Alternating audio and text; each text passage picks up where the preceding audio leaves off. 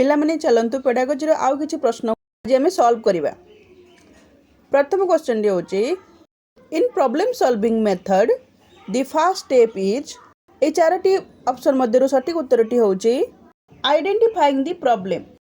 Identifying the problem होची यारो first step. आज द्वितीय question learning by doing is associate with John Dewey ji की लर्निंग बाय डूइंग रो जनक। तृतीय प्रश्न which learning theory is based on trial and error theory. उत्तरटी होची ट्रायल एंड एरर। चतुर्थ प्रश्न problem solving ability mainly depend on. आमर जो प्रॉब्लम को सॉल्व करिवार कैपेसिटीटा एटा कहा ऊपर डिपेंड करे। चारोटी ऑप्शन मध्यरु सठिक उत्तरटी होची इंटेलिजेंस। आमर बुद्धि कौन करे ना हमको प्रॉब्लम सॉल्व करिबारे सहायता करिथाय। पंचम प्रश्नटी होची which of the following is not a step in problem solving.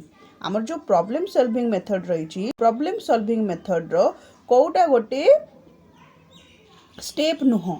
ये चारोटी ऑप्शन मध्यरु सठिक आंसरटी होची ब्लाइंड मेमोराइजेशन। ब्लाइंड मेमोराइजेशन माने अंध भले ताको मेमोराइजेशन माने ताको आमे कोन करबा रूट लर्निंग न करिकी आमे कोन करिया ताको बुझिया पई चेष्टा करिबा। एटा होची प्रॉब्लम सॉल्विंग मेथड गोटे पार्ट नुह। षष्ठ प्रश्न होची problem solving method is based on which approach. जो हमर प्रॉब्लम सॉल्विंग मेथड रही एटा को अप्रोच को बेस करे। हमर जो अप्रोच तीन प्रकार अप्रोच रही तो से मध्यरु प्रॉब्लम सॉल्विंग अप्रोच टी को अप्रोच सहित जड़ित। यह होची चाइल्ड सेंटर्ड अप्रोच सहित जड़ित। सप्तम प्रश्न होची trial and error theory was given by. किए ट्रायल और एरर थियोरी देइथिले किए देइथिले। चारोटी ऑप्शन मध्यरु सठिक उत्तरटी होची थॉर्नडाइक जे कि ट्रायल एंड एरर थियोरी देइथिले। ठीक अछि। 8 number which skill is developed through problem solving method. आमे प्रॉब्लम सॉल्विंग मेथड द्वारा को स्किल को डेवलप करि परिबो। चारोटी ऑप्शन मध्यरु सठिक उत्तरटी होची क्रिएटिविटी। आमे आमर क्रिएटिविटी द्वारा आमे प्रॉब्लम सॉल्व करि परिबो एवं प्रॉब्लम सॉल्व द्वारा आमर क्रिएटिविटी बढ़ी थाए। नवम प्रश्न problem solving method is best suited for. जो हमर प्रॉब्लम सॉल्विंग मेथड रही एहा हमर कहा को इंप्रूव करथाय। एहा हमर कॉन्सेप्ट क्लियरिटी को इंप्रूव करिथाय। आमे रूट लर्निंग न करिकी आमे ताको कोन करू कॉन्सेप्ट को बुझिया पई चेष्टा करू। तेणु एटा होची तार गोटे best part. In the content of the zone of proximal development ZPD what is the role of the teacher.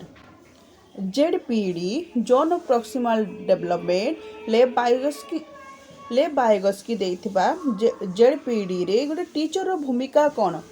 Charoti option मध्यरु सठिक उत्तरटी होची option C to provide scaffolding.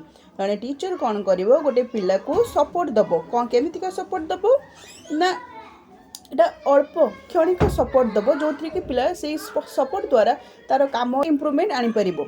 Option C to provide scaffolding or support for task just behind a student independent ability. Session टी केमिति लागिला comment माध्यम रे जणेबी एवं परवर्ती नोटिफिकेशन पाइबा पई चैनल को लाइक शेयर एंड सब्सक्राइब करके रखंतु।